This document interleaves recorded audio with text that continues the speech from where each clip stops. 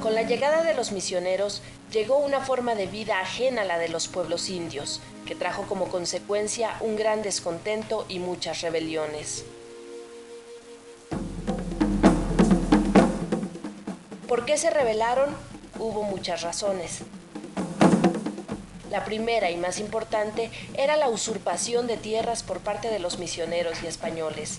La segunda, porque los obligaban a vivir congregados en pueblos, modo de vida que iba contra sus tradiciones y su forma de relacionarse con la naturaleza.